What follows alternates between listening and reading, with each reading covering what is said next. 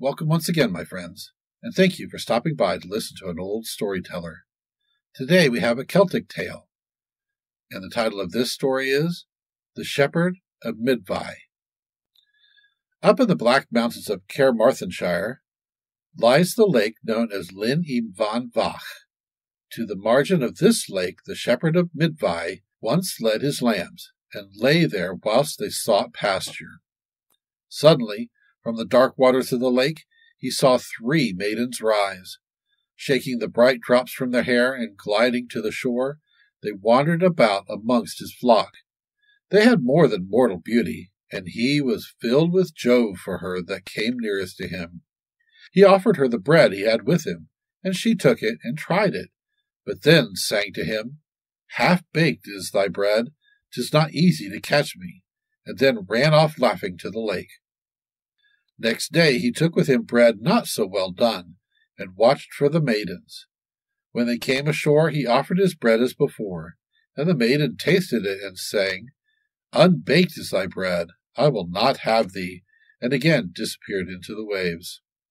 The third time did the Shepherd of Myddvai try to attract the maiden, and this time he offered her bread that he had found floating about near the shore. This pleased her, and she promised to become his wife if he were able to pick her out from among her sisters on the following day. When the time came, the shepherd knew his love by the strap of her sandal. Then she told him she would be as good a wife to him as any earthly maiden could be, unless he should strike her 3 times without cause. Of course he deemed that this could never be, and she, summoning from the lake 3 cows, 2 oxen, and a bull as her marriage portion, was led homeward by him as his bride. The years passed happily, and 3 children were born to the shepherd and the lake maiden. But one day they were going to a christening, and she said to her husband it was far to walk, so he told her to go for the horses. "I will," said she, "if you bring me my gloves, which I've left in the house." But when he came back with the gloves, he found she had not gone for the horses, so he tapped her lightly on the shoulder with the gloves and said, "Go, go." "That's one," said she. Another time they were at a wedding, when suddenly the lake maiden fell to sobbing and a weeping amid the joy and mirth all around her. Her husband tapped her on the shoulder and asked her, "Why do you weep?" "Because they are entering into trouble, and trouble is upon you. For that is the 2nd causeless blow you have given me. Be careful, the 3rd is the last."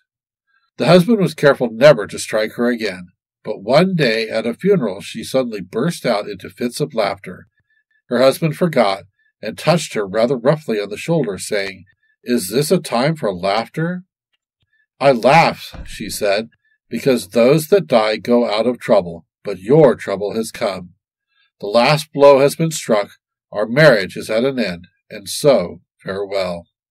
And with that she rose up and left the house and went to their home.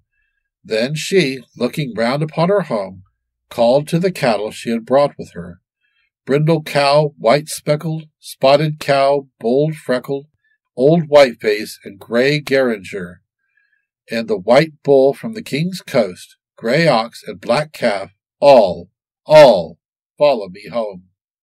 Now the black calf had just been slaughtered and was hanging on the hook, but it got off the hook alive and well and followed her, and the oxen, though they were plowing, trailed the plow with them and did her bidding. Soon she fled to the lake again, they following her, and with them plunged into the dark waters. And to this day is the furrow seen which the plow left as it was dragged across the mountains to the tarn. Only once did she come again, when her sons were grown to manhood, and then she gave them gifts of healing by which they won the name of Myddvai, the physicians of Myddvai. Thank you once again for listening to this story. If you enjoyed this story, please press that like button. Also, please help an old storyteller out by subscribing to my channel. The next story will be posted in a few days, so until then, may your story continue to be a good one.